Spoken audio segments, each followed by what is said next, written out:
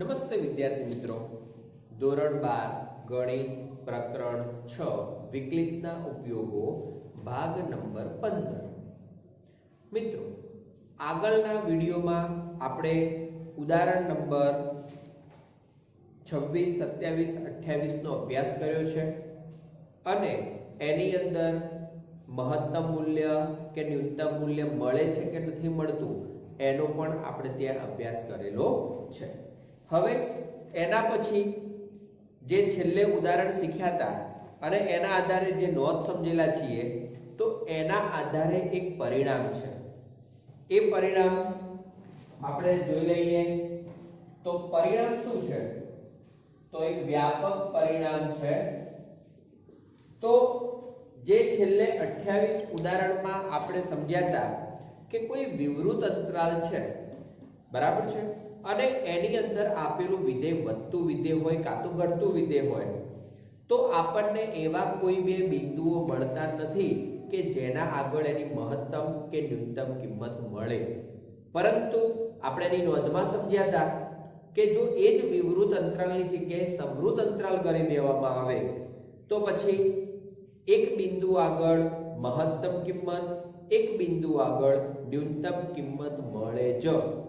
Okay, તો આ પરિણામ આપણે નોંધવાનું છે કે જો વિધેય f એ સમવૃત અંતરાલ ab પર સતત હોય તો તેના પ્રદેશમાં મહત્તમ અને ન્યૂનતમ મૂલ્ય મળે. તો એ પરિણામ આપણે નોંધવાનું છે કે જો વિધેય f એ સમવૃત અંતરાલ ab પર સતત હોય તો f ના પ્રદેશમાં f ને મહત્તમ કે ન્યૂનતમ કિંમત મળે. ઓકે, આ પ્રકારનું પરિણામ જે ઉદાહરણ 28 પાછળ આપણે નોંધી શકીએ છીએ. તો મિત્રો, પરિણામ યાદ રાખજો. હવે એના પછી છે નિર્ણાયક બિંદુઓ, નિર્ણાયક સંખ્યાઓ. તો આપણે એનો ટોપિક આપી દઈએ કે નિર્ણાયક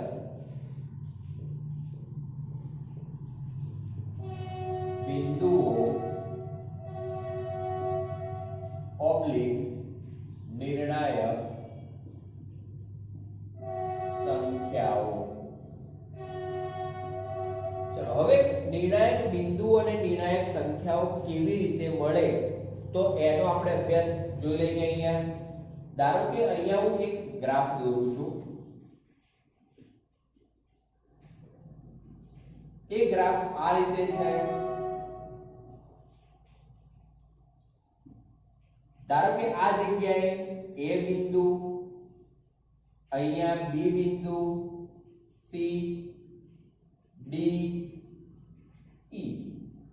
ચલો, આ પ્રમાણે આપણી પાસે જુદા જુદા બિંદુઓ છે. એવું જરૂર નથી કે બધા એક જ લાઈનમાં હોય, બરાબર છે. તો આ પ્રમાણે હવે ઉપરનો ભાગ જે છે એને શૃંગ તરીકે ઓળખીએ છીએ ગ્રાફમાં.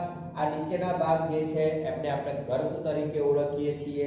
ઓકે, તો હવે અહીંયા જે પણ આપણી પાસે વિધેય છે, અહીંયા વિધેયનો જે પણ ગ્રાફ છે એ ગ્રાફની અંદર તમે અહીંયા વિચારશો તો તમને એટલું ખબર પડશે કે આ જગ્યાએ વિધેય ઘટે છે. સમજો. પછી અહીંથી આ દિશામાં વિચારશો તો વિધેય વધે છે. પાછું અહીંથી આ દિશામાં વિચારશો તો વિધેય ઘટે છે. અહીંથી આ દિશામાં વિચારશો તો વિધેય વધે છે. અહીંથી આ દિશામાં વિચારશો તો વિધેય ઘટે છે. અને ફરી અહીંથી આ દિશામાં વિચારીએ તો વિધેય વધે છે. મિત્રો, વધતું વિધેય એટલે શું અને ઘટતું વિધેય શું એનો ખ્યાલ આપણે શીખી ગયેલા છીએ, એટલે એ તમને ખબર હશે. હવે સમજો, આ એ બિંદુ એવું છે કે એ બિંદુ આગળ, ચલો એના પહેલા આપણે આટલો વિચાર કરી લઈએ કે આ જગ્યાએ વિધેય ઘટે છે. તો ઘટે છે એનો મતલબ એવો થાય કે આગળના બિંદુ આગળ f' નું મૂલ્ય <0 હોય. ખાલી યાદ રાખી લેજો, ઘટતું વિધેય હોય તો f'(x) કેવા હોય લેસ ધેન 0 અને વધતું વિધેય હોય તો f'(x) કેવા થશે ગ્રેટર ધેન 0. તો આ જગ્યાએ લેસ ધેન 0 છે, આ જગ્યાએ ગ્રેટર ધેન 0 છે. તો લેસ માંથી ગ્રેટર ધેન 0 થાય તો આ વચ્ચે એ બિંદુ કે જે સૌથી નીચેના ભાગે છે તો એ બિંદુ આગળ f'(x) નું મૂલ્ય કેવું થશે 0 થશે. ચલો એવી જ રીતે અહીંયા વિચારીએ તો b થી ડાબી બાજુએ f'(x) નું મૂલ્ય ગ્રેટર ધેન 0, b થી જમણી બાજુએ f'(x) નું મૂલ્ય લેસ ધેન 0. તો આ b આગળ એનું મૂલ્ય એટલે કે f'(x) નું મૂલ્ય કેવું થશે 0. એવી રીતે અહીંયા પણ 0, અહીંયા પણ 0 અને અહીંયા પણ 0. તો આનો મતલબ એવો થયો કે જે બિંદુ આગળ વિધેય વધતામાંથી ઘટતું થાય યા તો ઘટતામાંથી વધતું થાય તો એવા જે બિંદુઓ છે એ બધા બિંદુઓને આપણે કેવા બિંદુઓ કહીશું નિર્ણાયક બિંદુઓ તરીકે આપણે ઓળખીશું. અને જે સંખ્યા આગળ એટલે કે એ બિંદુ આગળ થાય છે તો એને અનુરૂપ સંખ્યા અહીંયા x અક્ષ પર કઈ છે, b ને અનુરૂપ x અક્ષ પર સંખ્યા કઈ, c ને અનુરૂપ x અક્ષ પરની સંખ્યા કઈ, અથવા જે તે બિંદુનો x યામ કયો તો તે સંખ્યા ને આપણે નિર્ણાયક સંખ્યા તરીકે ઓળખી શકીએ છીએ. તો મિત્રો અહીંયા વધતા અને ઘટતા માટે આપણે નિર્ણાયક બિંદુઓ અને નિર્ણાયક સંખ્યાઓ વિશે ઉલ્લેખ કરી દઈએ. તો જો વિધેય f ના આલેખ પરથી જો કોઈ બિંદુ આગળ વિધેય વધતામાંથી ઘટતું કે ઘટતામાંથી વધતું બને તો તે બિંદુઓ નિર્ણાયક બિંદુઓ કહેવાય. તો આ થઈ નિર્ણાયક બિંદુની વાત. હવે આપણે એને જ આધારે નિર્ણાયક સંખ્યા વિશે ઉલ્લેખ કરવો છે તો ટેમ્પરરી હું આવું કહી શકું છું આ બિંદુઓના x યામને નિર્ણાયક સંખ્યાઓ કહે છે. ઓકે, તો નિર્ણાયક બિંદુ કયા, નિર્ણાયક સંખ્યાઓ કઈ તે. હવે મિત્રો નિર્ણાયક સંખ્યાઓ માટે બીજી પણ એક વ્યાખ્યા આપણે સમજી શકીએ છીએ. વિચારજો ધ્યાનથી કે અહીંયા જે પણ બિંદુઓ છે એ બિંદુઓ આગળ જો તમે સ્પર્શક દોરો તો એ સ્પર્શક કેવો મળવાનો, હંમેશા સમક્ષિતિજ મળે એટલે કે આડી રેખા સ્વરૂપે મળે. આડી રેખા સ્વરૂપે મળે તો એ બિંદુ આગળ f'(x) નું મૂલ્ય કેટલું થાય 0, કારણ કે સ્પર્શક સમક્ષિતિજ હોય તો એનો ઢાળ હંમેશા 0 બને. તો આનો મતલબ એવો થયો કે આ જે પાંચ બિંદુઓ દેખાય છે એ પાંચેય બિંદુઓ આગળ f'(x) નું મૂલ્ય કેવું થશે 0. બીજું આપણે જો એ રીતે વિચારીએ છીએ કે એ બિંદુ આપણને એક તો 0 મળે છે, બીજી રીતે એમ કહીએ કે જો કોઈ બિંદુ આગળ વિધેય f વિકલનીય ન હોય તો એ બિંદુ આગળ જે પણ સંખ્યા છે એને પણ આપણે નિર્ણાયક સંખ્યા તરીકે ઓળખી શકીએ. તો બે રીતે, એક તો જેના આગળ વિકલનીય નથી તે, અને બીજું f'(x) જે = 0 થતું હોય તે. તો એ બંને સંખ્યાઓ આગળ સંખ્યાઓ જે છે એમને આપણે કેવી સંખ્યાઓ કહીશું નિર્ણાયક સંખ્યાઓ તરીકે ઓળખી શકીએ. તો આપણે એનો પણ અહીંયા ઉલ્લેખ કરી દઈએ કે નિર્ણાયક સંખ્યાઓ આપણે કોને કહીએ છીએ. જો f નો પ્રદેશ df હોય તથા કોઈ c belongs to df માટે એટલે કે પ્રદેશમાં આવેલી કોઈક સંખ્યા c માટે f' c equal to 0 અથવા f એ c આગળ વિકલનીય ન હોય તો સમજો બંને વસ્તુનો આપણે ઉલ્લેખ કર્યો છે ઓકે તો જો c આગળ વિકલનીય ન હોય તો c ને f ની નિર્ણાયક સંખ્યાઓ કહે છે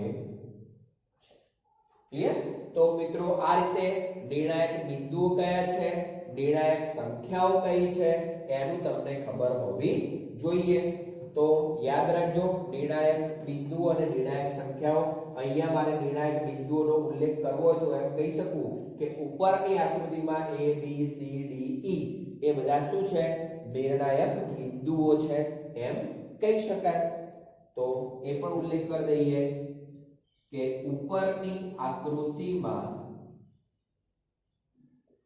બિંદુઓ a b c d અને e નિર્ણાયક બિંદુઓ ક્લિયર તો આ પ્રમાણે આપણે એ વસ્તુ સમજી શકીએ છીએ ચલો હવે એના પછી એક વ્યાખ્યા આપેલી છે એ વ્યાખ્યાને આપણે સમજીએ સારી વ્યાખ્યા છે તો મિત્રો આગળ આપણે ફક્ત ને ફક્ત વિધેયની મહત્તમ અને ન્યૂનતમ કિંમતની વાત કરી હવે જે વ્યાખ્યા છે તે સ્થાનીય મહત્તમ અને સ્થાનીય ન્યૂનતમની વ્યાખ્યા છે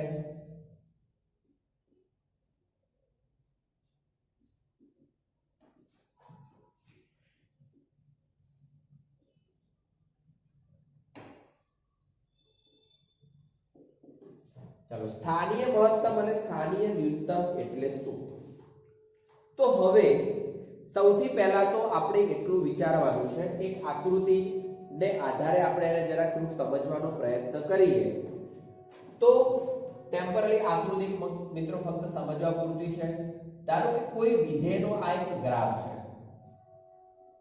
બરાબર હવે એ વિધેયના ગ્રાફની અંદર ધારો કે આ જગ્યાએ કોઈ c બિંદુ છે હવે કોઈ h એવી ધન સંખ્યા મળે છે h એવી કોઈક ધન સંખ્યા મળે છે કે જેના માટે c - h to c + h A c ને સમાવતો કોઈક એક નાનો અંતરાલ બનશે કારણ કે h પોતે ધન સંખ્યા હોય તો c માંથી આપણે h બાદ કરીએ એટલે આ બાજુનો થોડોક પ્રદેશ આવશે c ની અંદર h ઉમેરીએ તો થોડોક આ બાજુનો પ્રદેશ આવશે ટૂંકમાં જે અહીંયા c છે તો આ બાજુ c - h હોઈ શકે આ બાજુ c + h હોઈ શકે તો થોડો પ્રદેશ એ આવરી લેશે ટૂંકમાં f નો જે આખો પ્રદેશ છે એનો જ કોઈક નાનો ઉપગણ થશે જે c ને સમાવે છે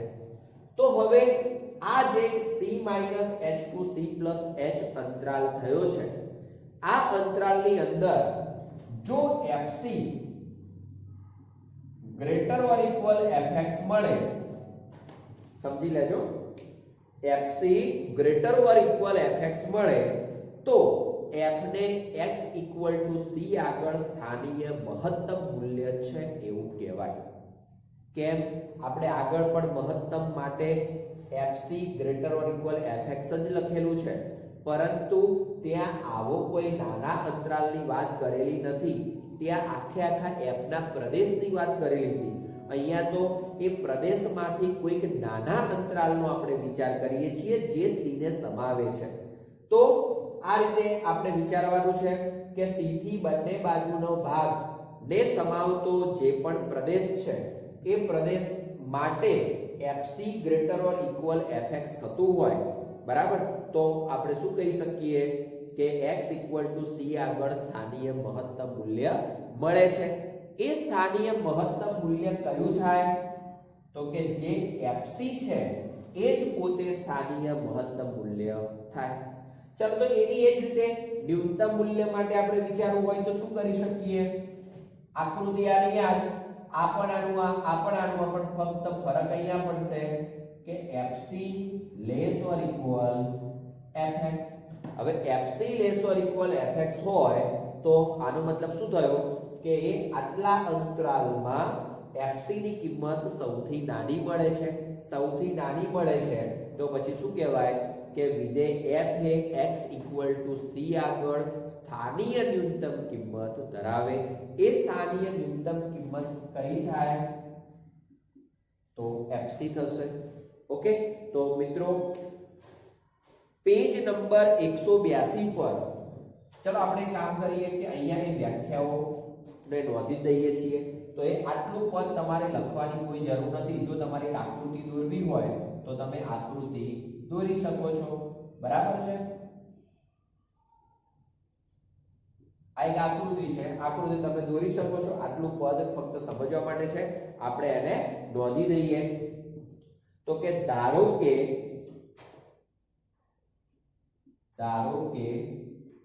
સંખ્યા c એ વાસ્તવિક વિધેય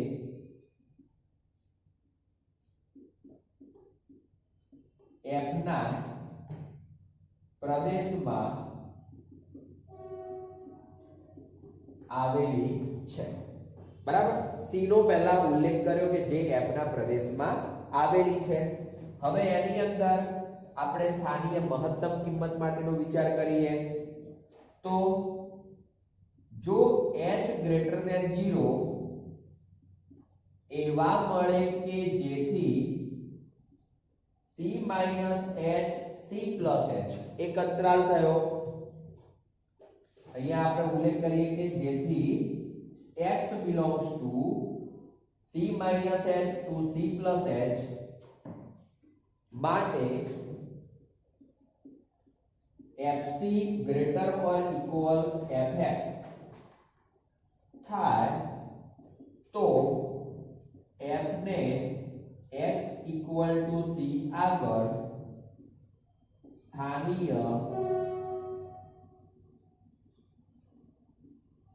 મહત્તમ મૂલ્ય મળે. મિત્રો x કઈ જગ્યાએ વિચારવાના છે?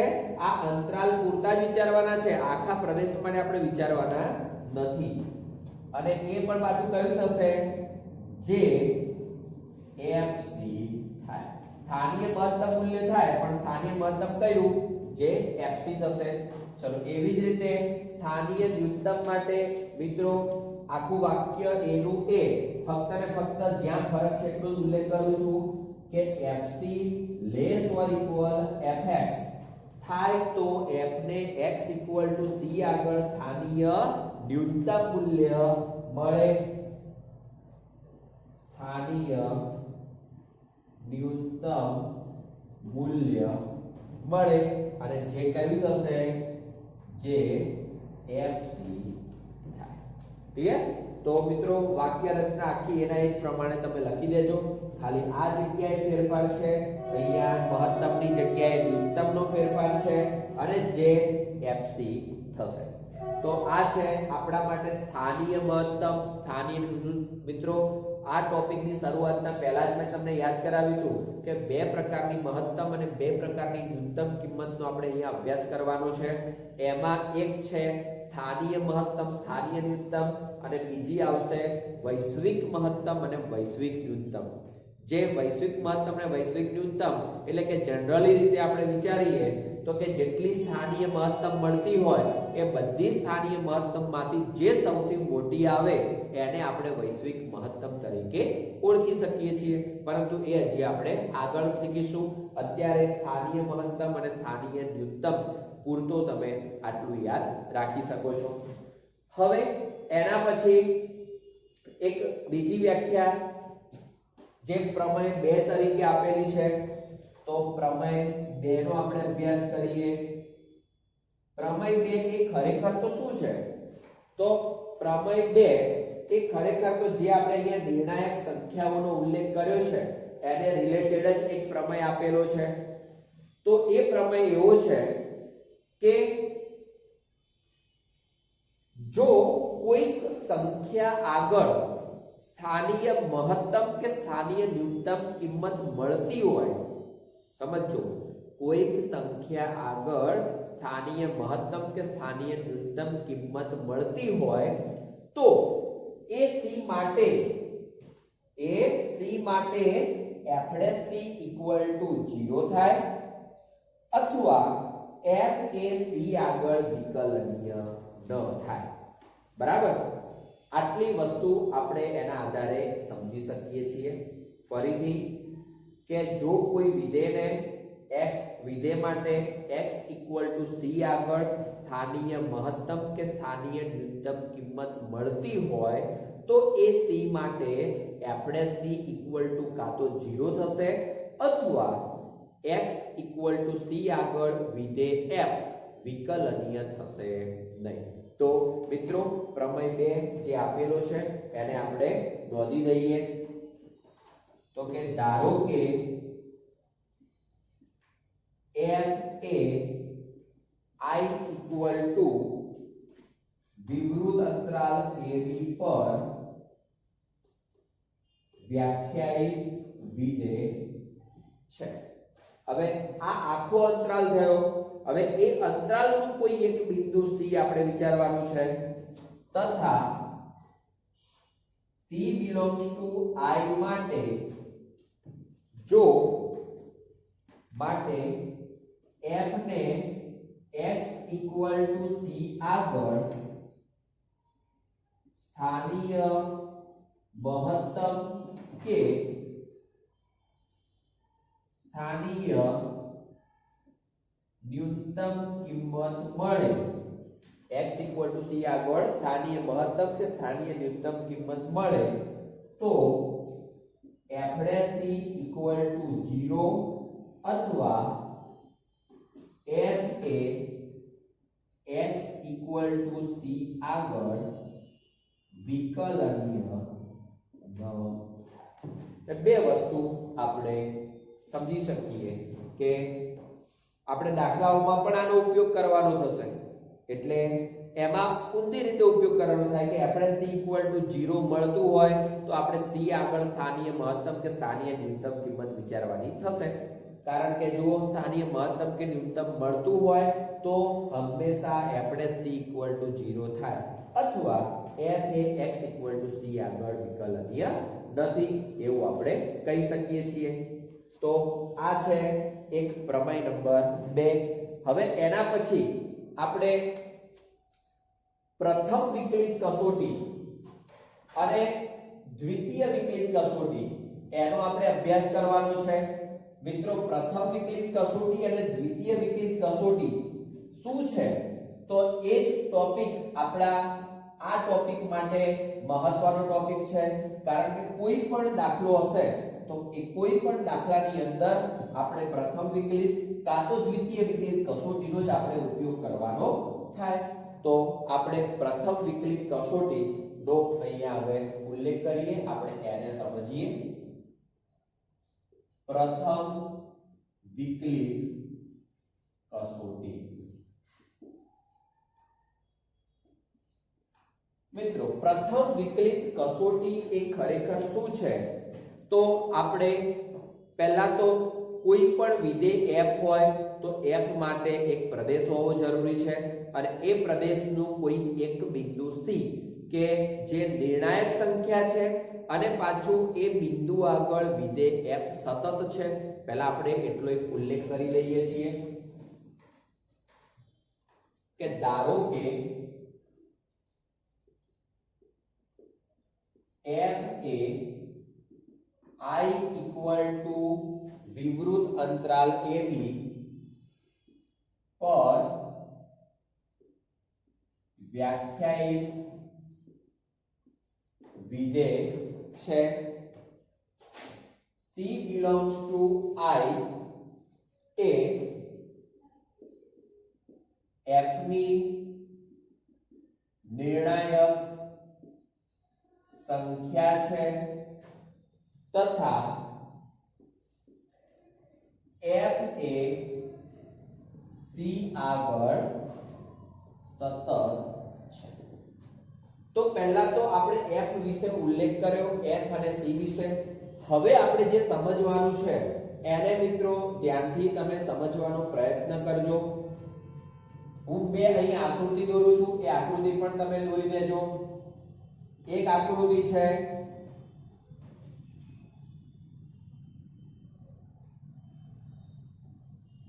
આ રીતે, આ જગ્યાએ બિંદુ C છે, બરાબર. ચલો આ જગ્યાએ આપણે A વિચારી શકીએ છીએ, આ જગ્યાએ B વિચારી શકીએ છીએ, એટલે કે જે એનો આખો પ્રદેશ છે એના હિસાબે. હવે આપણે હમણાં વિચાર કર્યો અહીંયા કે કોઈક h ગ્રેટર ધેન 0 માટે આપણે જે વિચારવાનું છે એ પ્રમાણે એક અંતરાલ. તો ધારો કે આ જગ્યાએ c છે, આ જગ્યાએ c h છે અને આ જગ્યાએ c h છે, એવું આપણે અહીંયા વિચારીએ. ચલો એની એ જ રીતે એક બીજી આકૃતિ આપણે દોરી દઈએ. સેમ ટુ સેમ આકૃતિ દોરવાની છે, પણ એ આકૃતિ આના કરતા થોડી ઊંધી દોરવાની થશે. તો અહીંયા આ a છે, આ b છે. ચલો એ રીતે આ જગ્યાએ આપણને c, આ બાજુ c h, આ બાજુ c h. હવે ધ્યાનથી વિચારજો કે તમે c થી ડાબી બાજુથી c તરફ જેમ જાઓ છો એમ તમારી કિંમતો મોટી ને મોટી થાય છે. તો આનો મતલબ એવો કહેવાય કે આ બાજુમાં f' ગ્રેટર ધેન 0 છે.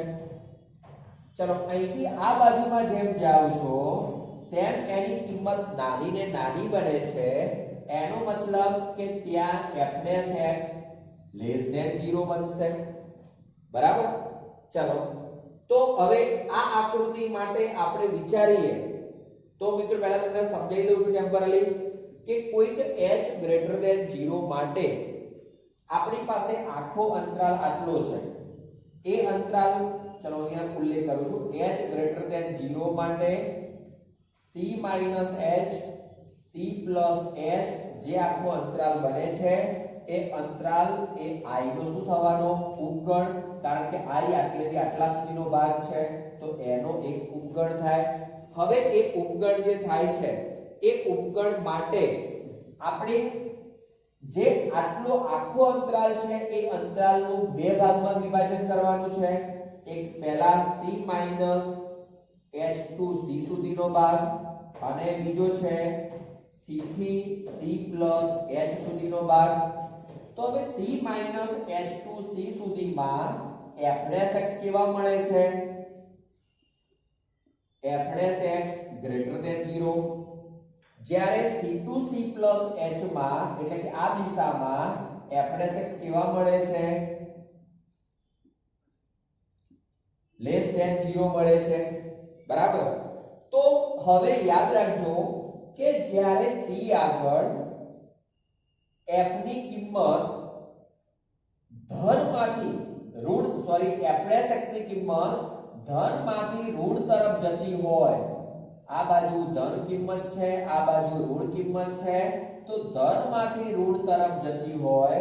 હવે ધનમાંથી ઋણ તરફ જતી હોય, અહીંયા ઉલ્લેખ કરી દઉં છું કે ધનમાંથી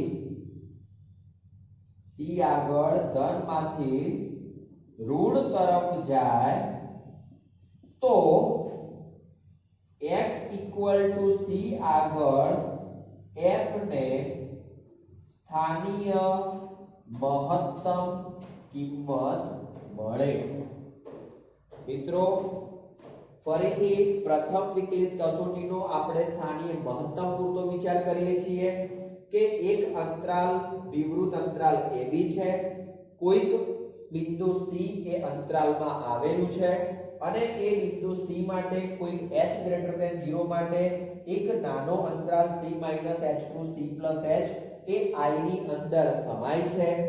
તો આ જે અંતરાલ છે એના બે ભાગ આપણે વિચારવાના, એક c h to c અને બીજો c to c h. c c minus h2 c માં f dash x greater than 0 અને c2 c plus h માં f dash x less than 0 મળે તો c આગળ શું થયું ધનમાંથી ઋણ કિંમત તરફ જાય છે f dash ની બરાબર છે f dash ની કિંમતની વાત કરું છું ધનમાંથી ઋણ તરફ જાય છે હવે ધનમાંથી ઋણ તરફ જતું હોય તો x c આગળ f ને કેવી કિંમત મળશે સ્થાનીય મહત્તમ કિંમત મળે હવે એની એ જ રીતે આપણે આની અંદર વિચારીએ તો આ બાજુ ગ્રાફ આ દિશામાં છે એનો મતલબ કે f dash x less than 0 કહેવાય અહીંયા ગ્રાફ ઉપર તરફ છે એનો મતલબ કે f dash x greater than 0 છે તો હવે વિચારો આ વસ્તુ એની એ આ વસ્તુ એની એ આ વસ્તુ બદલાશે પહેલો જે અંતરાલ છે એ અંતરાલમાં f dash x કેવા મળ્યા less than 0 બીજા અંતરાલમાં f dash x કેવા મળ્યા greater than 0 તો હવે કેવી સંખ્યાથી ઋણ થી ધન તરફ તમે જુઓ f dash x ની કિંમત c આગળ ઋણ થી ધન મળે છે ઋણ થી ધન મળતી હોય તો x c આગળ f ને કેવી કિંમત મળશે તો કે સ્થાનીય ન્યૂનતમ કિંમત મળે સમજો પ્લસ માંથી માઈનસ તો સ્થાનીય મહત્તમ અને માઈનસ માંથી પ્લસ તો સ્થાનીય ન્યૂનતમ કિંમત મળે છે એવું આપણે કહી શકીએ તો આ છે આપણા માટે પ્રથમ વિકલિત કસોટી મિત્રો આકૃતિને જો તમે વ્યવસ્થિત સમજશો તો તરત જ તમને સમજી જશે કે શું કહેવા માંગે છે તો આપણે પ્રથમ વિકલિત કસોટી જે છે એને આપણે લખી દઈએ છીએ આ બધી જ વસ્તુ જે અહીંયા પણ આપણે થોડીક સમજ્યા હતા પણ ત્યાં આખો અંતરાલ હતો અહીંયા આખા અંતરાલના બે ભાગ કરી દીધા છે પહેલા ભાગમાં કેવી કિંમત મળે છે બીજા ભાગમાં કેવી કિંમત મળે છે તે બરાબર અને મિત્રો આની અંદર ધારો કે એકમાં ધનથી ઋણ થાય છે બીજામાં ઋણથી ધન થાય છે પરંતુ જો ઋણની ઋણ રહેતી હોય યા ધનમાંથી ધન જ રહેતી હોય કોઈ કિંમતમાં ફેરફાર થતો ન હોય તો એવું જે સી બિંદુ છે એ બિંદુને આપણે નતિ બિંદુ તરીકે ઓળખી શકીએ છીએ ધનમાંથી ધન જ રહે યા ઋણમાંથી ઋણ કિંમત રહે તો એવા બિંદુને આપણે કેવો બિંદુ કહીશું નતિ બિંદુ તરીકે આપણે એને ઓળખી શકીએ તો ચલો જે પ્રથમ વિકલિત કસોટી છે એને આપણે અહીંયા ઉલ્લેખ કરી દઈએ હવે આશા રાખું છું કે અહીંયા તમને જે સમજાયું છે એ ખૂબ વ્યવસ્થિત રીતે સમજણ પડી ગઈ હશે તો આની અંદર પહેલું કે જો x એ x c આગળ f dash x ના મૂલ્યો ધનમાંથી ઋણ તરફ જાય સમજો ધનમાંથી ઋણ તરફ જાય અથવા ધનમાંથી ઋણ થાય એટલે કે હવે એના વિશે આખું વિવરણ આપણે કરીએ કે આનો મતલબ શું તો એટલે કે કોઈ h greater than 0 માટે c minus h2 c plus h subset I તથા c minus h2 c માં f dash x greater than 0 અને c2 c plus h માં f dash x less than 0 બરાબર એક બાજુ ધન છે એક બાજુ ઋણ છે તો f ને x c આગળ સ્થાનીય મહત્તમ મૂલ્ય મળે ચલો એવી રીતે બીજું તો મિત્રો જે પહેલું વાક્ય છે એ પ્રમાણે જો x c આગળ f dash x ના મૂલ્યો બીજી આકૃતિ પ્રમાણે ઋણમાંથી ધન થાય એટલે કે કોઈ h ગ્રેટર ધેન 0 માટે c minus h2 c plus h subset i તથા c માઈનસ h2c માં f dash x less than 0 અને c2 c પ્લસ h માં f dash x greater than 0 તો f ને x ઇક્વલ ટુ c આગળ સ્થાનીય ન્યૂનતમ મૂલ્ય મળે અને એનો ત્રીજાનો આપણે ઉલ્લેખ કરી દઈએ શું ઉલ્લેખ કરીશું કે f dash x A x equal to c આગળ ધનમાંથી ધન અને ઋણમાંથી ઋણ એટલે કે ચિહ્ન ન બદલાય સમજી લેજો પ્લસ હોય તો પ્લસ જ રહે છે માઈનસ હોય તો માઈનસ જ રહે છે એનો મતલબ કે ધનમાંથી ધન જ રહે ઋણમાંથી ઋણ એટલે કે ચિહ્ન બદલાય નહીં તો x ઇક્વલ ટુ c આગળ સ્થાનીય મહત્તમ કે સ્થાનીય ન્યૂનતમ કિંમત ન મળે બરાબર એટલે આવા બિંદુને નતિ બિંદુ અહીંયા તીમાં રસવાઈ છે નતિ બિંદુ તરીકે ઓળખાય છે તો મિત્રો આ થયું આપણા માટે પ્રથમ વિકલિત કસોટી આશા રાખું છું કે પ્રથમ વિકલિત કસોટીને તમે ખૂબ વ્યવસ્થિત રીતે સમજ્યા હશો કારણ કે જો આ કસોટી નહીં સમજાય તો પછી જ્યારે દ્વિતીય વિકલિત કસોટી કામ લાગતી નથી એ વખતે આપણે પ્રથમ વિકલિત કસોટીનો ઉપયોગ કરવો જ પડશે બરાબર છે એટલા માટે આ વસ્તુ સમજવી જરૂરી છે આપણે દાખલા ગણીશું ત્યારે આ વસ્તુ તમને હજી વધુ સારી રીતે સમજાશે આશા રાખું છું કે પ્રથમ વિકલિત કસોટીમાં તમને સમજણ પડી હશે તો હાલના વિડિયોમાં આપણે આટલું રાખીએ છીએ હવે પછીના નેક્સ્ટ વિડિયોમાં એનું ઉદાહરણ અને દ્વિતીય વિકલિત કસોટીનો આપણે અભ્યાસ કરીશું થેન્ક યુ જય હિન્દ